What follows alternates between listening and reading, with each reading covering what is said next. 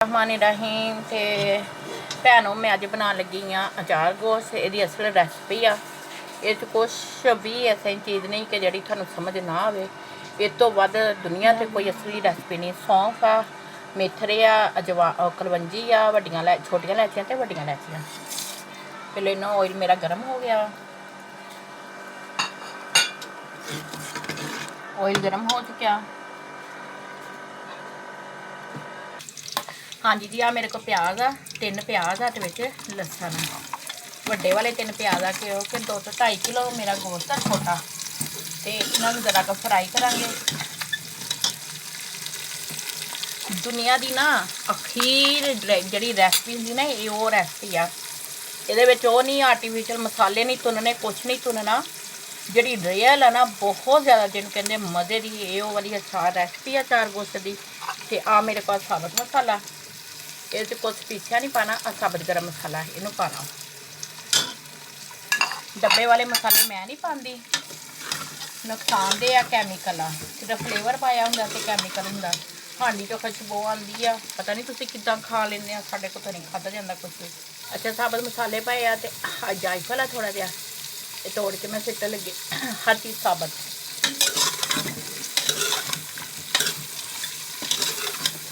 तुसीं एक दफ़ा रेसिपी बना ली ना, तो घर वाले ने तले करा करने, पैरी पैन की कोशिश करा करनी कि सानू आही रेसिपी बना दो। साढ़े परौनिया ने भी फिर पर तुसीं नखरे बड़े दिखाया करने।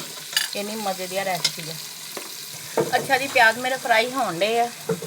अच्छा मैनू बहुत ज़्यादा लोगों ने दसिया कि तुसीं अपना नाम भी मैनशन कराया करो, दसिया करो। तो मेरा नाम आ शेफ इफ़त ते हकीम इफ़त। मैं हिकमत ना भरपूर आ, मेरे अंग अंग विच ना हिकमत भरी हुई आ।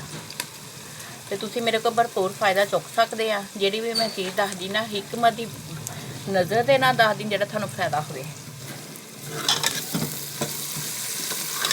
आ जी अचार गोश्त है ना, ये तुसीं इन्ना देख लो कि एक चस्का पॉइंट है शुगर के मरीज़ों लिए। इन्ना फायदेमंद है, रज के भी खान तो इन्होंने शुगर हाई नहीं होगी।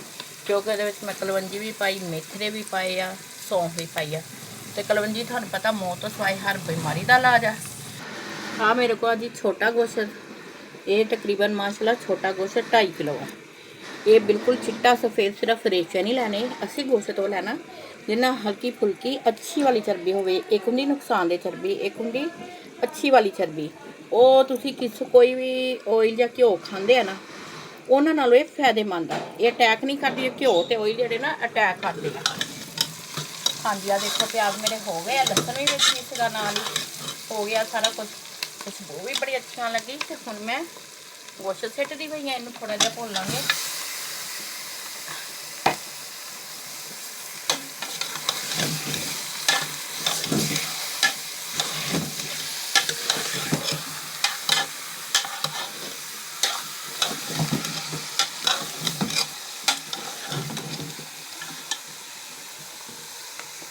यदि जी रैडनेस है ना, रैडनेस वो खत्म हो जाए, उन्नी देर तक मैं भुनूंगी।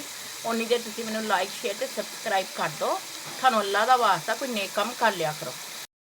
चंगी तरह भुज गई है मेरी गोश्त भी तो प्याज भी। तो मैं हूँ ये स्पाइसिस पान लगी हाँ। उबाल के ये हल्दी,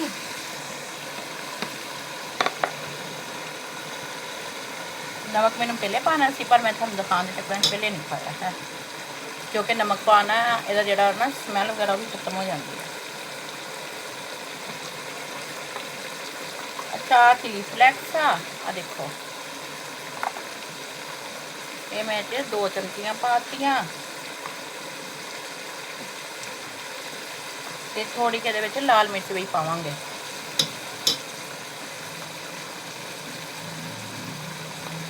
थोड़ी के पाती काली मिर्च, बाकी स्पाइसिस नहीं पावांगे क्योंकि वो साबुत ही पाते हैं सारा कुछ।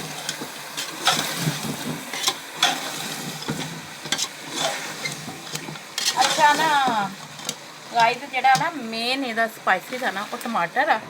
टमाटर आ मेरे को इस टाइम आधा किलो, तो 3 पा तकरीबन टमाटर आ। गोश्त ज़्यादा तो टमाटर भी मेरे को 3 पा तो उपर ही होने या 3 पा होने।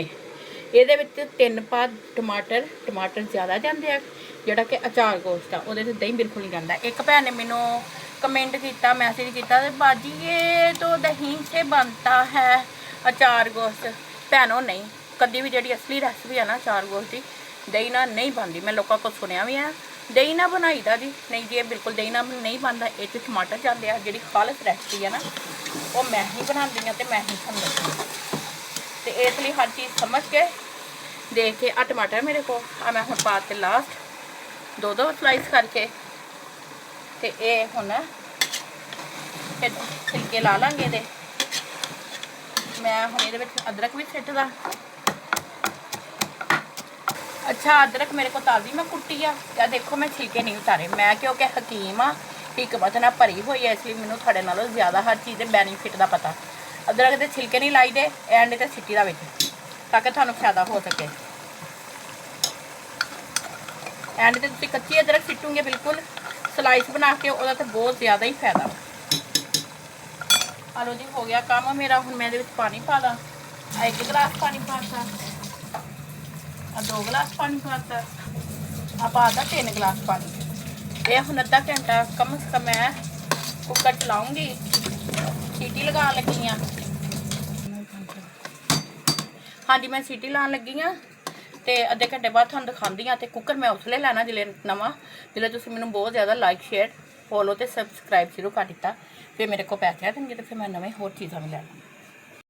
मिनट हो गए मैंने कुकर बंद कर दिया है। इसकी वेट ठंडी हो गई है। मसलन कि दसन का मतलब ये आ कि मैं वड्डे वड्डे शैफां नूं देखा वा, आपां नूं जेह्ड़े जेह्ड़े सिखांदे आ ना, कुकर बंद कर दियां, फ्लेम ऑफ कर दियां वा, ते सीटी जल्दी ना चुक दिंदियां। आलो जी, ओहदा टेस्ट ही उड़ गया, ओहदा कोई असर ही नहीं रहा, ओहदा कोई फायदा ही नहीं रहा है।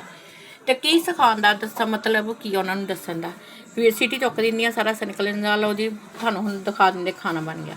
खाना इदां नहीं बनदा, फ्लेम ऑफ कर दो, कुकर की सीटी नहीं चुकनी, अच्छी तरह ठंडा हो जाए। जो थानूं जल्दी आ तो तुसीं थोड़ा जिहा उपर सीटी ते पानी डालो, तो फिर ये स्टीम जी बैठ जाऊगी, तो फिर उस बाद तुसीं ढक्कन खोलो। ऐसा ढक्कन कभी भी ना सीटी ऐसा ना चुका। देखो हुण मैं सीटी चुकदी पई है ना, स्टीम नहीं है, बिल्कुल ख़त्म हो गई है। मैं थानूं खोल के दिखाती हूँ।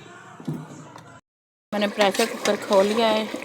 देखिए कितना ज़बरदस्त सा अचार गोश्त बना है। अभी थोड़ा सा पानी रह गया है, टमाटरों की वजह से इसका कलर भी बहुत ज़बरदस्त रेड सा आया है। बल्कि सॉरी मैंने याद नहीं रहा, मैं पंजाबी बोलनी सी, थानूं पंजाबी समझ आती, उर्दू समझ नहीं आती। मैं पिट पिट मार गई किसी ने मेरा चंगा भला मेरा चैनल अलियाना किचन चलता, इन्ना फॉलोवर बन गया कोई लखां के हिसाब नाल। मैं चेंज किया कि चलो मैनूं अर्निंग होर हो जाऊ। मैं यूके का बना लिया, तो तुसीं मैनूं फॉलो करना ही बंद कर दिता। मैं तो मरन वाली हो गई हाँ कि दसो कोई गरीब बंदा अपना कर भी नहीं सकता कोई काम।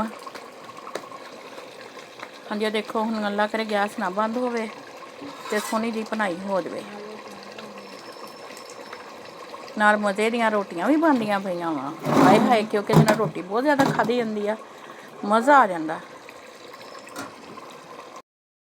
हाँ जी आ देख लो मेरा अचार गोश्त कितना मज़े का खुशबू आंदी। थानूं मैनूं बहुत ज़्यादा खुशबू आंदी, थानूं आंदी कि नहीं आंदी? मैं थानूं हुण डोंगे च पा के दिखांदी हाँ।